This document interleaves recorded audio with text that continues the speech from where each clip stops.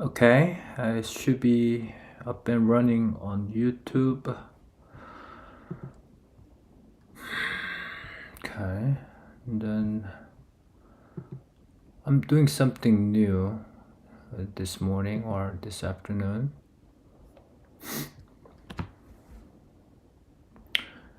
Going live on.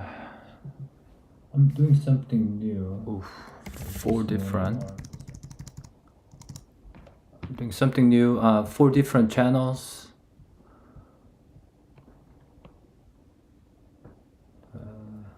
So Facebook, Instagram, X, and YouTube. Hello, everyone.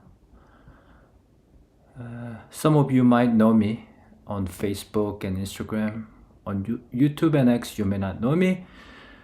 But I decided to go on live on all the channels that I upload videos separately and realized that if I could just go live on all 4 platforms all at once,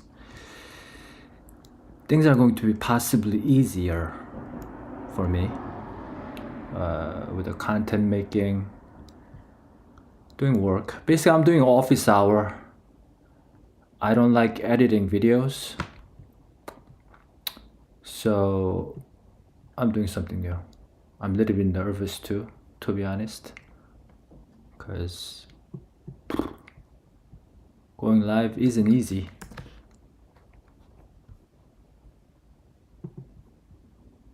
Okay. Well, today, I think there's like a bunch of delays and things like that. But anyways, I hope you can hear me well. I hope you can see me well. Think of it as office hour. That we're in a office together, or at a coffee shop. That we're just hanging out, and I'll just share my X posts, which are mostly real estate related, so you can get some real estate update. And then I'm gonna share some of the new things that I learned, this week. What else? There's a lot of things happen in the last few days. It seems like everything on X is pretty much about the election. Anyways, hopefully you can see me better there. I was hoping that I could see some of the chats, but let me see if I could.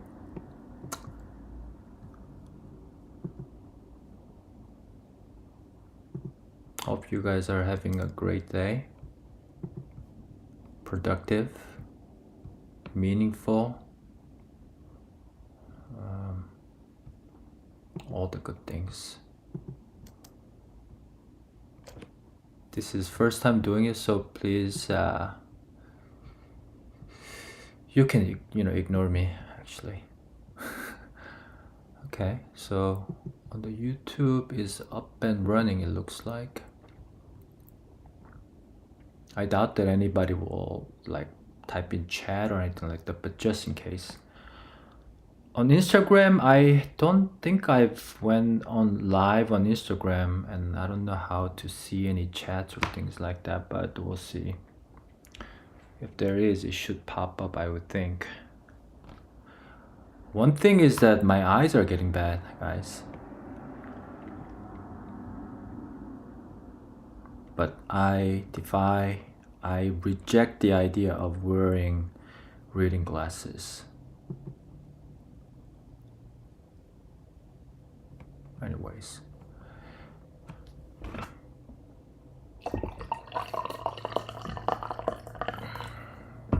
Here's the one thing that I need to reduce. Coffee.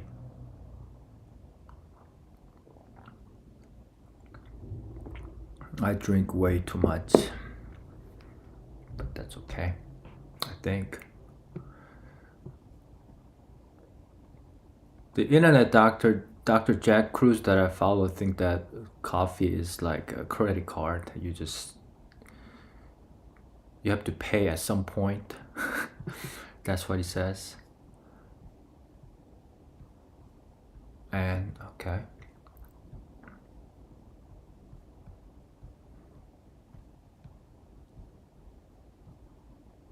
So a couple of days ago, the presidential election happened, and it's really hard to see some of the. I mean, the country and people are like split in half.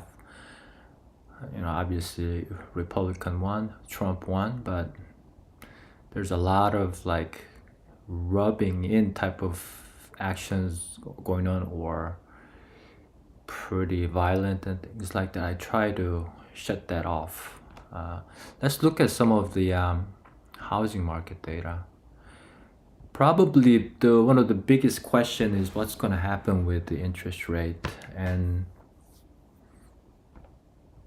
the I think the NAR, the National Association of Realtor, is doing some kind of conference right now, and I get this X post that's feed like with the graph charts. Somebody's keep posting it.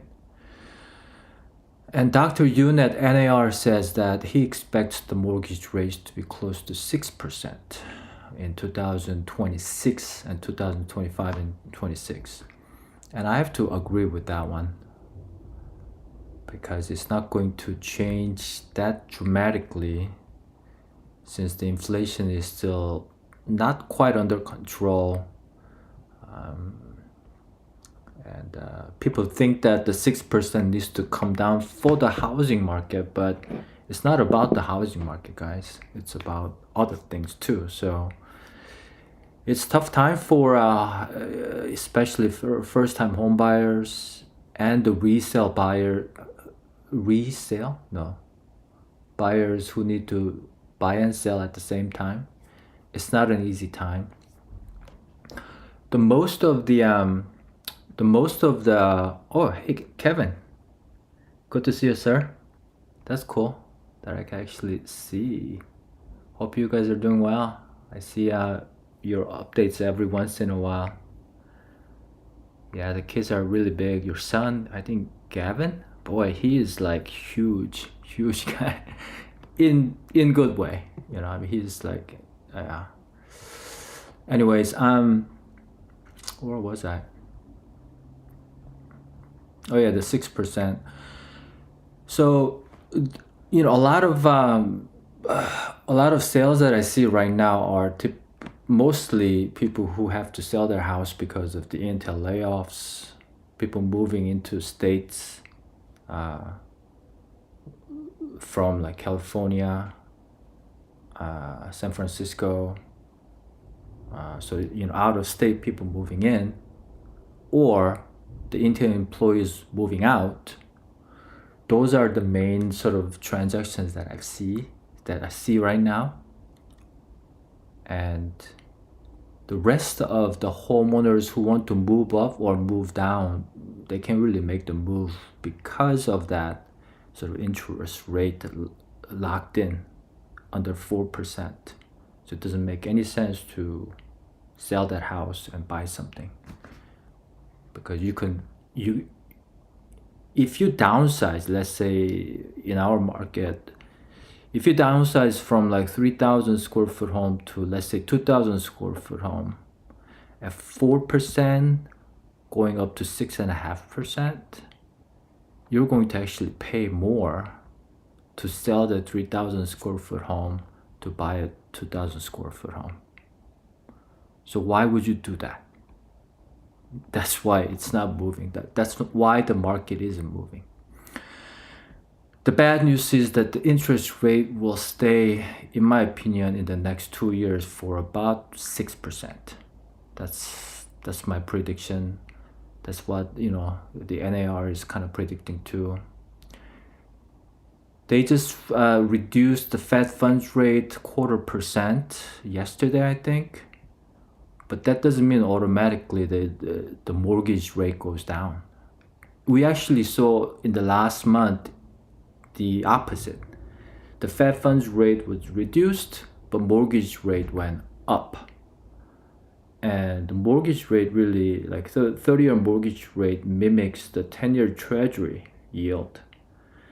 So it kind of mimics it, and there's no like specific science, nobody really knows what's gonna do.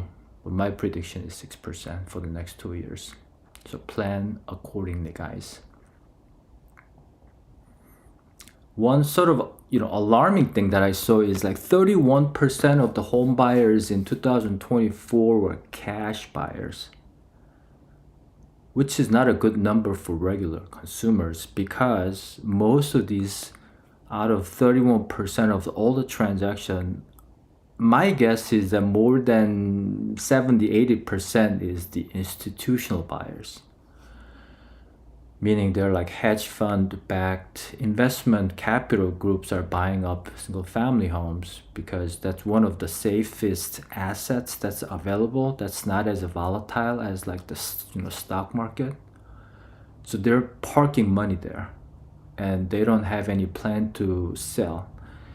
I remember one of those like couple of years ago iBuyer program. They're still going on. Like Zillow started it and then Zillow folded it because they couldn't make any money. But some of these big capital funded groups, they're buying this single family home as a long-term portfolio. They want to have a bunch of rental properties, which in my opinion, I know this is against the free market, but I think it needs to be regulated just a little bit because it's going out of control. There were some articles, one of the Canadian capital firm bought up like 3,000 United States homes, single family homes. And I've seen a bunch of Chinese investors coming in and buying up a handful of homes, and they leave and they park the money there and things like that. And I'm kind of against that actually, because it hurts people who live here. Who live here needs to be able to afford to buy homes, and that's better. I'm not a communist, guys, by the way. I'm against communism. But when it comes to this housing market just getting eat up by institutional buyers, it worries me quite a bit. Because our next generations may not be able to buy that home and they become the renter for a long time.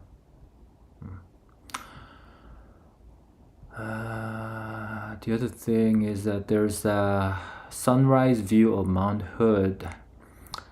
Last couple of days have been really like super bright, sunny days. So I've been tanning outside. My neighbors think that I'm crazy because I go out when it's like 45 degrees in the morning. As long as there's sun, well, when there's no sun, I still go out to, expose my eyes to the sunrise and light, so in return, I go to bed early. But if there's a sun actually out, I'm out there in my shorts. And my neighbors are walking by with heavy coats and like they look at me like with the side eye. They're kind of scared of me, I think. Let's see.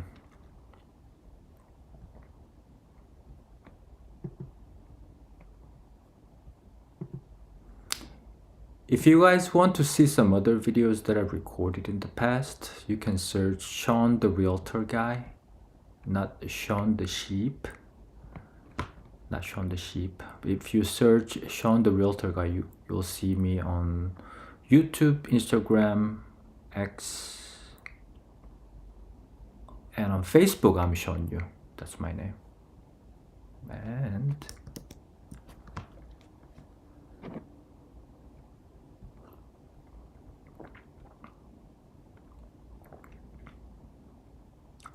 one interesting thing that I saw was the zip code 97229 chart that kind of explains the age group. The majority of the people who are living in 97229, that's about 24,351.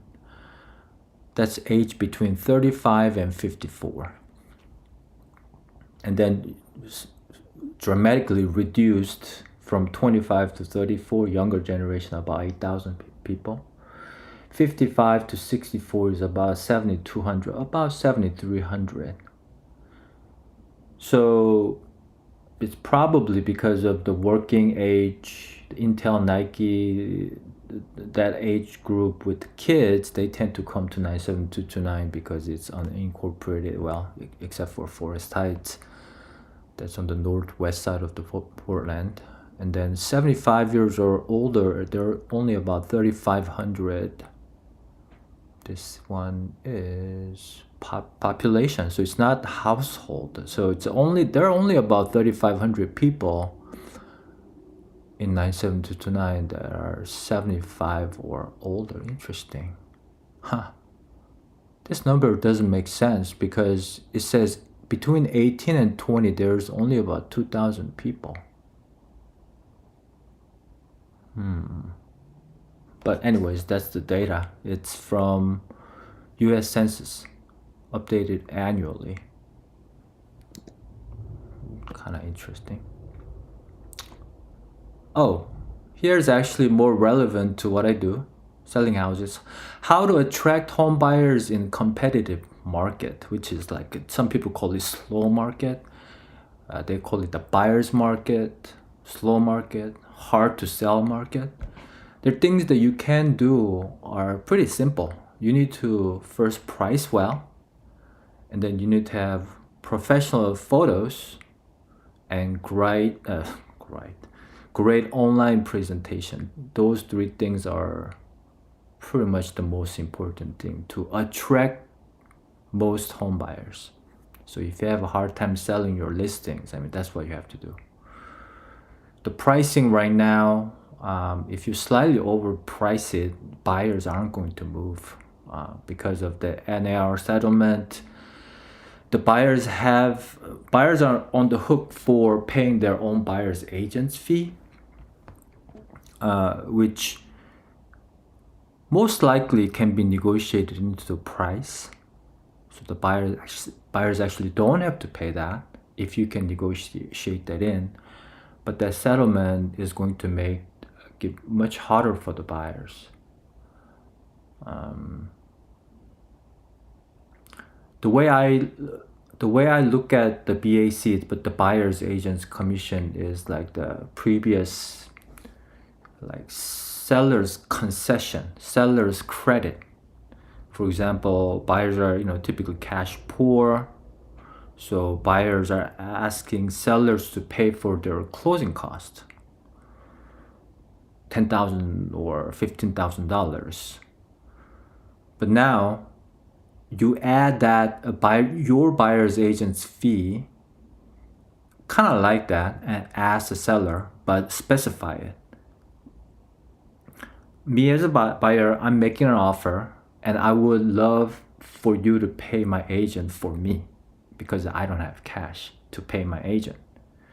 Without my agent, I couldn't have seen your home because I don't have the lockbox access.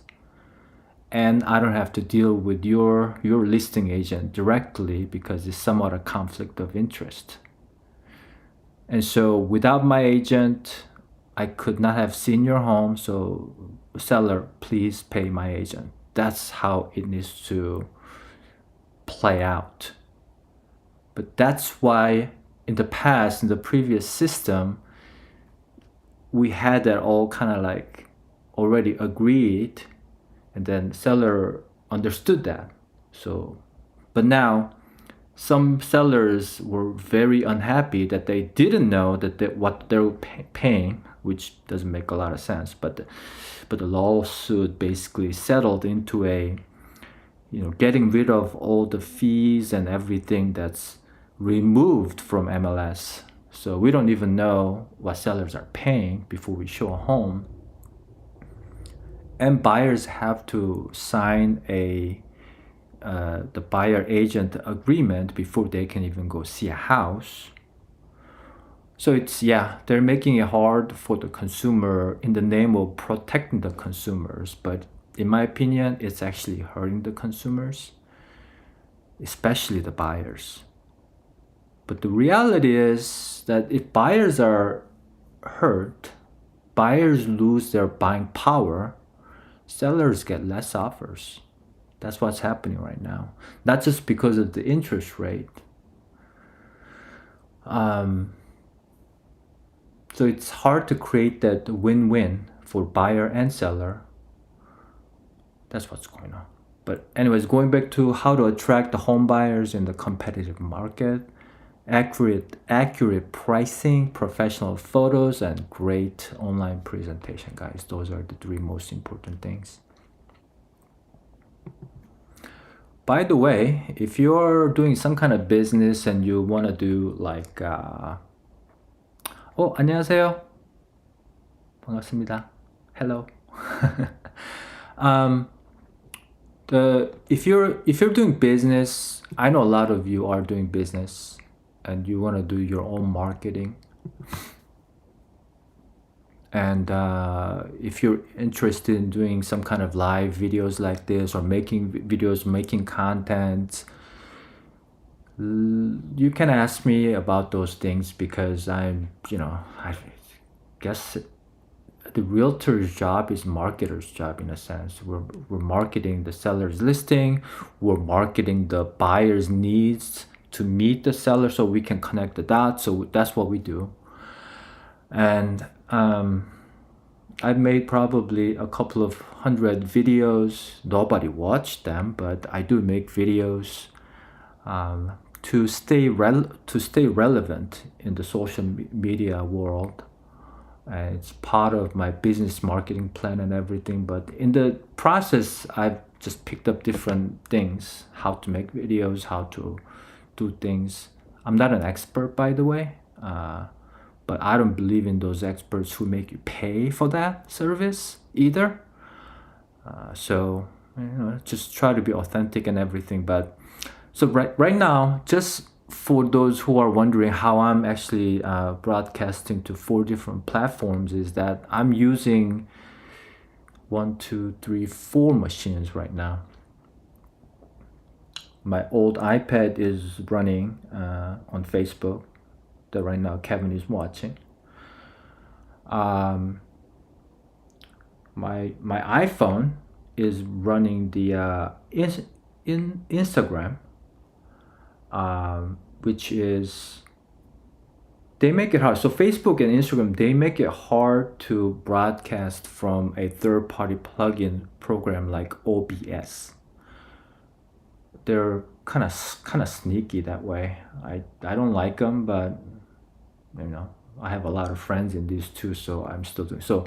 Phone and iPhone, phone and iPad, Facebook and Instagram, and then X I was be able to connect it through OBS. It's a little bit complicated, but I made a video. If you go to my X account, it's like 5th post down. It took me about an hour to set this up. So you can do that. And then YouTube is a little bit tricky too, but I'm running through OBS to YouTube. Yeah. So that's what's happening. Anyways, should we go back to some of the real estate stuff? Oh, by the way, I just saw this email from something called OfferPad. So this one, it says earn up to 4% fee. So I read the email and it says, I'll just read it. In addition to earning our 3% referral fee when your client sells their home to us for cash, you can earn another 1% when you list that same property under your current brokerage and signage. And I looked at it and go, wow, this is such a bad one. In a bad way. Because they're basically asking the listing agent to sell off their client, their seller's property to them. I mean, if offer is great, if seller is happy about that offer, I'm all for it. But most likely, they're not going to pay the top dollars that regular buyers will pay, right? And the other thing is that they're basically hooking you in with this carrot in front of the realtors that we can earn another 1% when you list the same property under your current brokerage and signage. What that means is that they're going to basically, so let's say if I'm working with you, Kevin, so you're thinking about selling, and before we list it on RMLS, I let OfferPad, hey, Kevin's house is going to be for sale. Do you want to make an offer? And they make an offer. And if you're happy with that number, I get 3% from them, right? So which is similar to, I mean, it's more than just regular listing fee. So if you're happy with that, we can sell that to them. Now the OfferPad owns your property, and you cash out and you go somewhere else. And they're going to give that listing back to me to sell to somebody else, but they're going to pay me 1%. So, but the reality is, in my opinion, they're not going to pay you the top dollar to you, Kevin. They're going to pay you maybe 85% of the real market value. So it's nothing different than, in my opinion, we buy ugly houses sign on the busy street with a phone number, and they just give you much lower price for your property. If the sellers are in like a financial hardship that you have to sell within like next 2 weeks, this might work. But in most cases, even in that situation, if you price it right, things can sell in 45 days. So if you can, wait for that time, I don't see why any sellers will have to, take offers unless they make a lot of really heavy, nice offer. Like I said, I'm all for it, but I doubt that. And it's borderline, the agent-client relationship, the conflict of interest. There are many things could go wrong there. So I asked some of the realtors in my group on X what they thought about it. Nobody answered. So I just share my opinion. Anyways, the last post that I did, their article that the Realtors magazine or the NAR, the National Association of Realtors, just posted, there's 179 ways that agents who are realtors are worth every penny of their compensation. So I read through that. So what basically realtors do to earn their commission, that's what it is. And there's like, the pre-listing activities, making appointments, seller, making confirmation, review pre-appointment questions, research comms, and coming up with the marketing strategy and all that things. And I actually read through, and we actually do quite a bit. We do about 160 of them. We don't do everything, 179, but we still do like close to 160 activities. I mean, that includes like lockbox, returning calls to the buyer, setting up appointment, getting offers, negotiating, updating MLS, doing the paperwork for the compliance, and working with the escrow lenders. I mean, a bunch of things that they actually listed out, which I haven't seen before. And I listed all on X, and there's quite a bit of things that we do. So I can't promise that I do all 179 things, but I can promise you that I do more than 150 things when you list with me. Anyways, what else? For the young people, so there is another realtor article that says home price gains enrich homeowners but challenge buyers.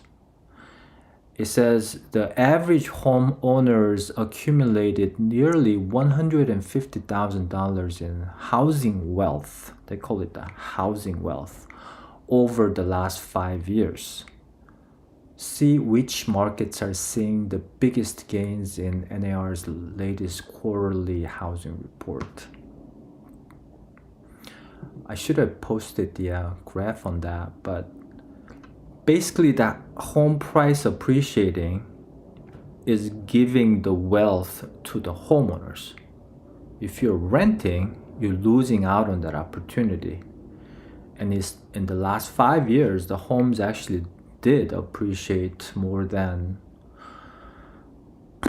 anywhere between 30 to about 50%.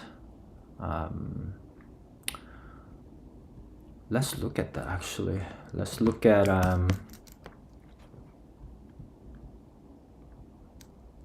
what's a good one? If you ever want to know like a good real estate data of like the Portland Metro, I go to the Redfin typically. Redfin has this graph that you can look back about 5 years or so, or 4. I'm gonna look at quickly. Portland, Oregon. So if I do 12 weeks average, let's look at the price per square foot. That's probably the most accurate one.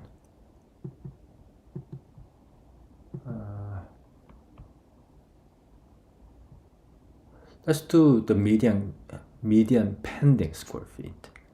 Let's see. No, not that one. Sorry. Median days in the market. Median sell price. Here we go. So, how far does it go back? 4 years. It goes back 4 years. So if I look at in 2021, that's not quite 5 years as the article says, but if I look at 4 years. Oh, so in 2021, it says year over year, it appreciated 14%. So from 2000 to 2001, the Portland Metro appreciated 14%. And then in 2022, about this time of the year, 7%. So let's do a math there. 14, 7, 2023 is the blue line. Oh, that's negative 1%. Okay. And but then this year we had 3%. So that's 20, 21, 20, 23. So in 5 years, the Portland Metro all combined, we have 23% appreciation. That's a little bit less than I thought. Now I'm curious about 97229. To see the more regional like a report, I go to the Altos report, ALTOS, and it gives me this 972291 for Oregon. If I do that, median list price on this one, let's do price per square foot. So this one does go back to about 2019, end of 2019. So let's do it's November, right? So for 5 years would be 2019 November. Yeah, that's exactly 5 years it goes back. Into 90-day average was $242 per square foot. That was really low. Wow. Now the average price per square foot is 321. So where's my calculator? Well, I can do the math. I need to practice my math for my brain health anyways. Don't rely on machines too much. 321. Oops. I have a bunch of pens here. 242. I feel like a drummer. Okay. See, 8, 9, 6, 7. So yeah, 79. It went up $79 per square foot. Let's confirm that. 1, 2, yeah. So 79, if it is a 1,000 square foot home, it used to be $242,000, but now $321,000.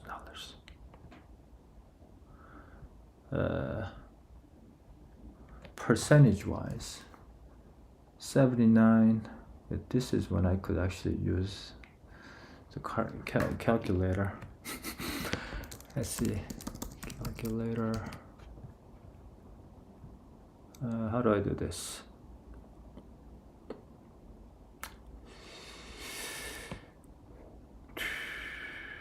$79 divided by 321. That's 24.6%. So the Redfin data was 23%. 97229 appreciated 1.6% more than that, but the data point and everything could have different baselines, so it's almost the same. Anyways, going back to the article. So if you haven't owned in the last 5 years, you lost basically about 25% of what you could have made in home equity. That's why I think home buying for the young people, young couples, or young single person, I don't care. If they're close to like 30 years old and you have stable job and you're paying rent for like $2,000 a month or more, if you live in with like a roommate, good for you. You probably will save a lot of money than buying. But I actually have a buddy who, my old tennis doubles partner, Kyle, he ended up buying a house in Oregon City probably about 4 years ago with his roommate buddies. So they were living together as a roommate, and they were he was doing the subleasing, so he was collecting the rent from his buddy and gave it to the landlord. Kyle went out and bought his own house using his buddy's rent as a part of his income because it's like buying power. In order to do that, you have to have some kind of paper trail that the history of that you collecting the rent from your buddy and paying to landlord. If you have that, you could actually use your roommate, the current roommate, their portion of the rent as your part of buying power. And I think it's no-brainer. If you have a roommate, if you're living with like 3 people, you can either just one person, take the responsibility and buy it. That one person is gonna gain that much money, hypothetically, for the last 5 years. Next 5 years, I'm not guaranteeing anything. Or you could actually have 3-way split ownership and you can buy a house together too.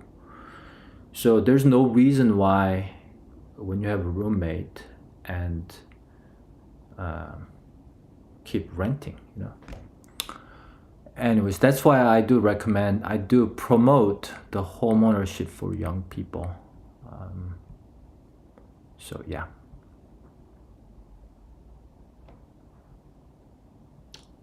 I got a great little review from my one of my last home buyers. They're from where are they from? They're from San Francisco. I met them more than a year and a half ago. I think they found me on YouTube, possibly. I don't recall because it's been so long. But yeah. and they tried so hard. We probably made about, oh gosh, 7 offers or more, and lost all of them, most of them back up.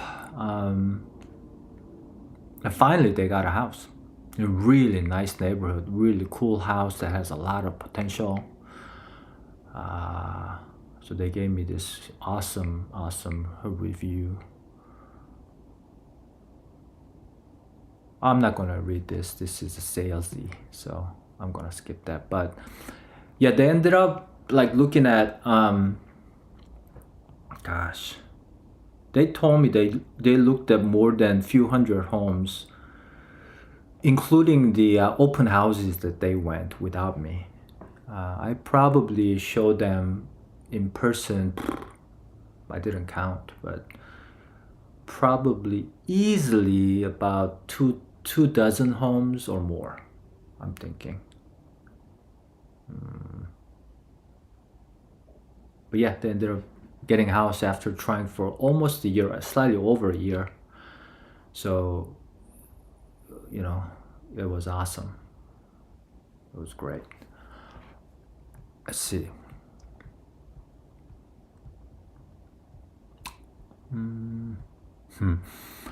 So yeah, during the election, right after the election, the Bitcoin price went up to like 35,000. And I made this chart. How many Bitcoins would it take to buy a house? With a 34,300 Bitcoin price in Portland, you need about 9 Bitcoins to buy a median listed price, which is $675,000 home. In Los Angeles, you need about 21 Bitcoins. San Diego, about 19. Seattle, you need about 13 Bitcoins. Houston, you need about 5 Bitcoins. And Austin, Texas, above 9.5 Bitcoins. So Austin and Portland pricing is somewhat similar, but that's how many Bitcoins you will need to buy a house. And I thought this would be an interesting one because I am actually kind of a fan of Bitcoin. That I think because of the dollars printed so much, I think Bitcoin is going to hold its value because there's only 21 million Bitcoins. And my guess is that in the next 5 years, assuming the Portland home prices go up 5% every year, that's 25%. 25% of, but anyways, before doing the pricing, 25% home price go up, right, in the next 5 years. My guess of Bitcoin price going up is more than,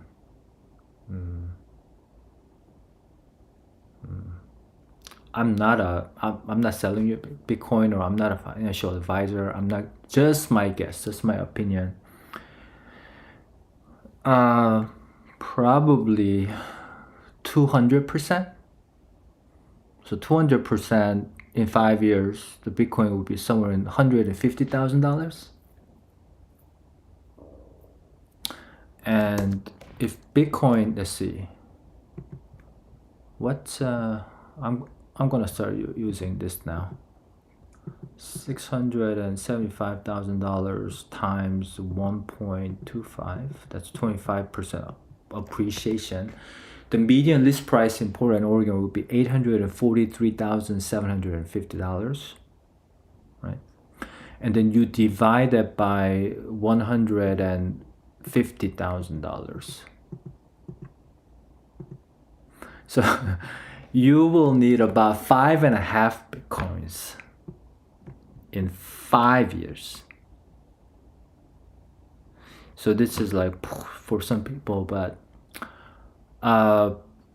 it's something interesting. So I probably will be updating this, the the house price in certain cities, how many bitcoins will take to buy those.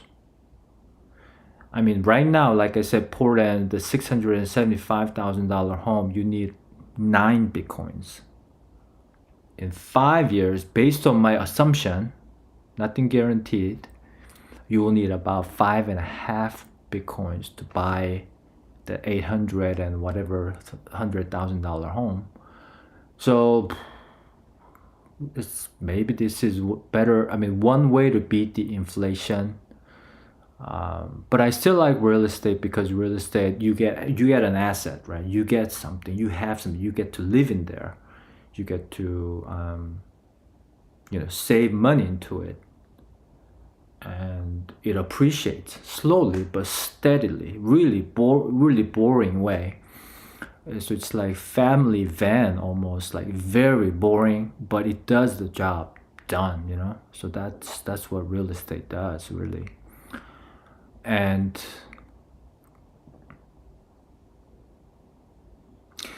I used to promote the investments too, not as much, because I want to promote the individual homeownership. But once the individual homeownership is done, it's already accomplished, I think it's important for every individual to have 1 or 2 investment properties. Well, this is different than like institutional investors buying up 5,000 homes. I'm not talking about that. I'm just talking about individual investors. So you can maybe have 1 rental income. I think that's pretty smart thing to do. But as you know, the real estate appreciates anywhere between like 4 to 5% historically. If you go back back to 1970s or something like that, every year averaged out is about 4 to 5%. But the last about 10 years, my guess is more like 6 or 7%, because of that the dollar is losing its value.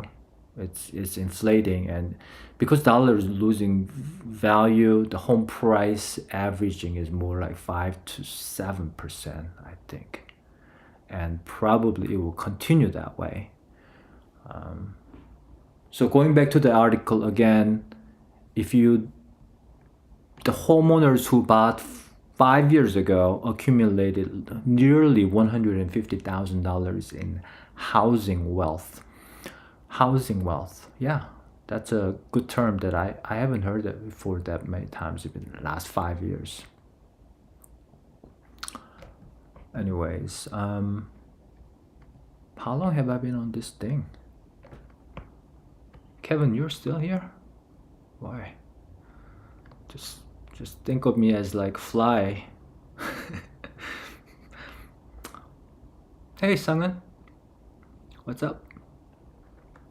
That's kind of cool. Actually, this is more interactive than just making video by myself and editing and uploading. There's no like a live connection like this.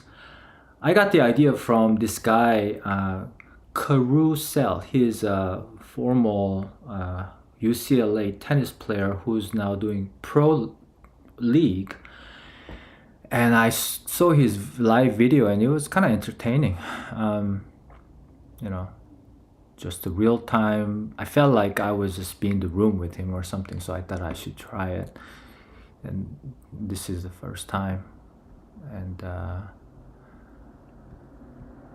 it's kind of cool.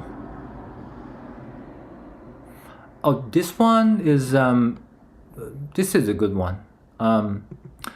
So earlier I mentioned that I expect the mortgage rate to be like 6% for the next 2 years. So 2025, 2026, it will be staying close to like 6%, 6.5 or 6.25, or maybe 5.75 or something like that.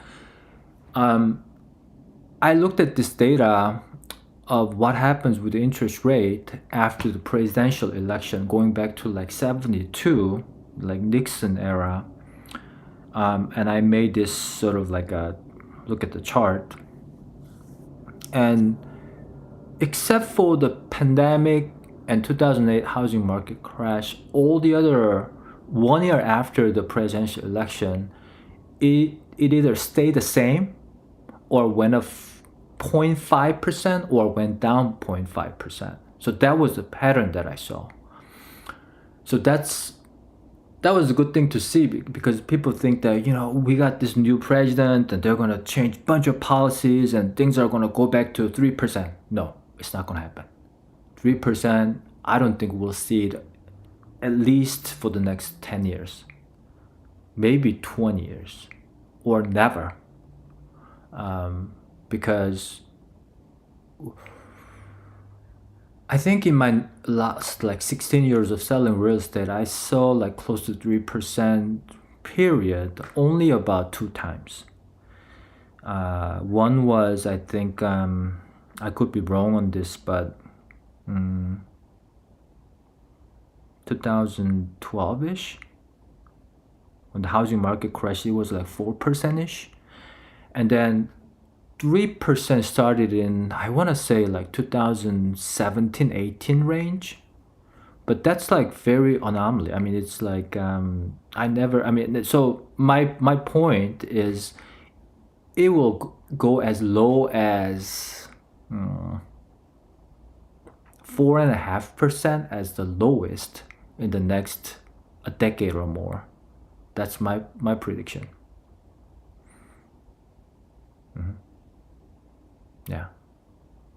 Anyways, so after the presidential election, the rates don't change that much, unless we have a pandemic or housing market crash, or World War III. It's even hard to say World War III.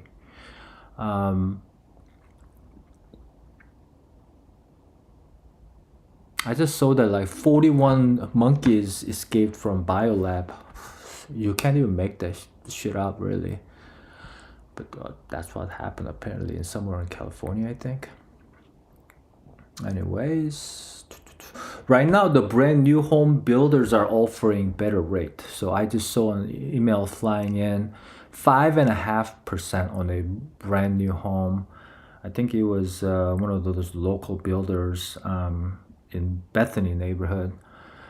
Yeah, so what they can do is basically they buy down the rate on a lot, whether they have a house there or not. You can actually buy down the rate.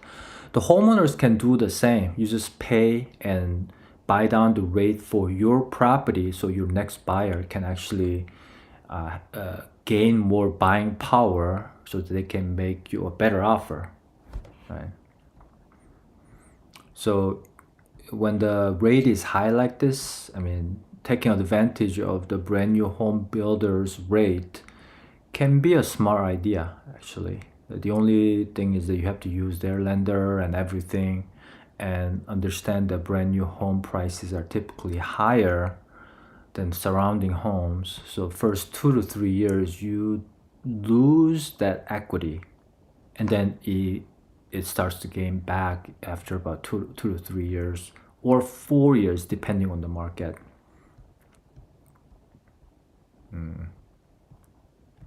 I've been just talking about real estate for too long here. I think I've been on this for about an hour. Maybe I'll wrap this up soon, but if you guys have any questions, if you're still here, on my video, on my screen, it looks like you guys are still here. It doesn't say that you guys left, but if you have any questions, feel free to type that in. Oh, I haven't been checking the YouTube. I actually did the just YouTube live the other day. Some people were making a bunch of comments, which is kind of cool, but I don't see any comments on YouTube. Okay.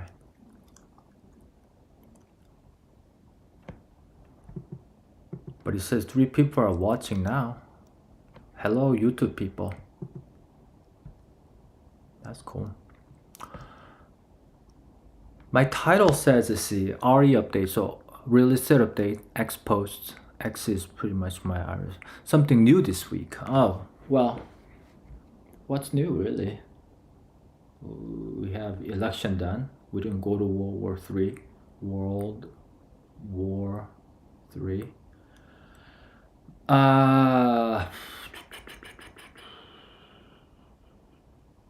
new. Oh, I do want to talk about this thing. Bunch of people ask me, "What are you wearing?" And these are basically the blue blocking glasses. I mean, I can talk about this for next 3 hours, but I'm not going to bore. I mean, I'll just give you the summary. So these basically blocks blue light at nighttime. When the sun goes down, I wear these, and it helps me to sleep. Because when you look at the phone at nighttime in your bed watching something, there's a tons of blue light that tricks your brain that it's a daytime. So your brain and your body doesn't get ready to go to bed. So even you just get tired at 1 a.m. and fall asleep, your quality of sleep just goes down the toilet basically. And then you do that, accumulate that for the next 6 months, your body is gonna suffer, and your body is gonna get weak, your mitochondria gets weak, and you get sick. So do some Googling on blue light blocking, get decent pairs. These are like $35. They're not terrible, but you could actually, I mean, you could see the difference. And then the other thing that I wear are the sports glass when I play tennis at nighttime at the club or during the daytime too. Those white light is really bad for you, so I wear this sort of like yellow tinted one, which helps me to see the balls better and the lines better too. These are more like shooting range glasses or shooting like indoor, gun shooting. These are like polycarbonated, so they're impact resistant, I think. But I do it more for the, blocking the blue light. And on tennis court, I'm actually protecting my eyeballs too. One of my buddies, the teammate, got hit on the eye about a month ago on tennis court, and you can actually get hurt. So I wear these. So these, if you meet me and you just ask me why you're wearing those, I'll just go into this long talk of you gotta block the blue light. Blue light thing is real deal. There's plenty of researchers out there right now, and yeah, there's a bunch of stuff. It's crazy that what we don't know.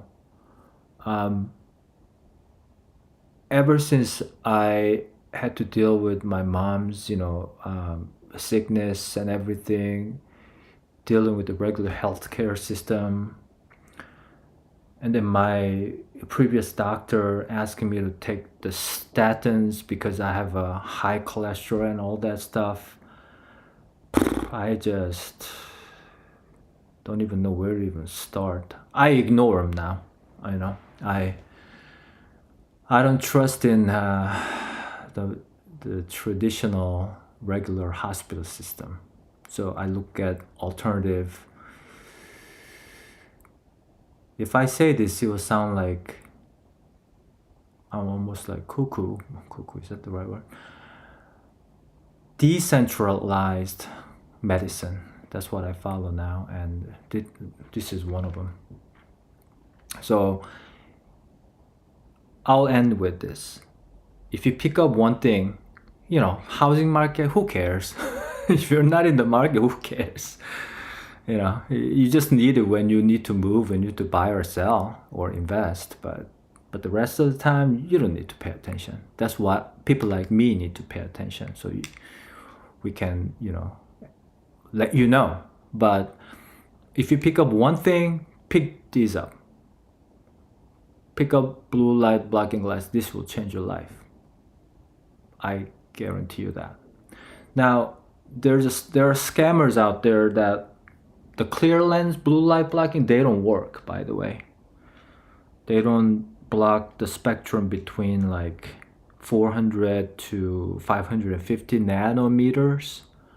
So blue light goes through even though they use one of those flashlight, they only project certain frequencies of that blue light, so it looks like it's blocking, but the rest kind of go through and goes through your eyeballs and make you stay awake. Anyways, yeah, so that's new. Not too new. I mean, I've been wearing these for the last about 6 months or more, actually, but this will be new to you. Anyways, what else?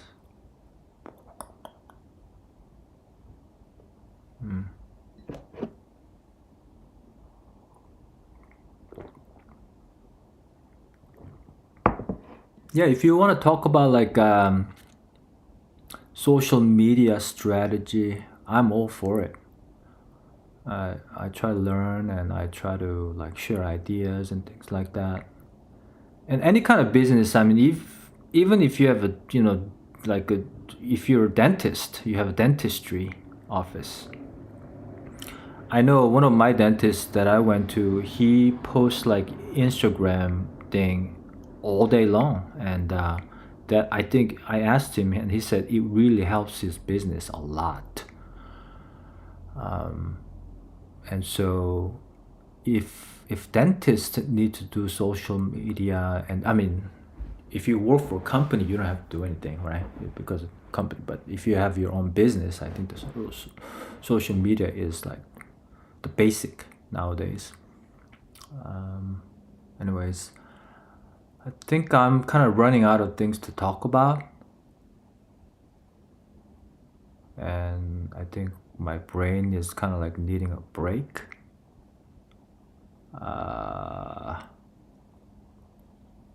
Yeah, so I'll end it here.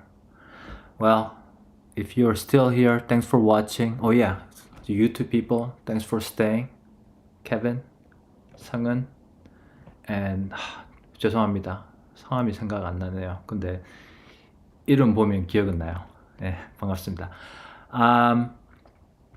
So how do I end this? Well, have a great weekend, guys. And if you have any questions about real estate or marketing or blue light blocking glasses, let me know. You have my cell number, 503-515-4499. And even after live ends, if you leave comment, I'll do my best to answer any of those questions. So have a great weekend, and I'll see you on the next live video. I think I'm gonna do this more, because what I love about this is, like I said earlier, the live is done, so I don't have to edit videos and then spend the next 3 hours to post the videos on different platforms. So now I made my work my office hour for the day. So I'll be just reading things, learning things, gathering things for the next live videos for you guys. If you have any questions or thoughts that you want to cover in the next videos about housing market or something new or marketing, social media, let me know.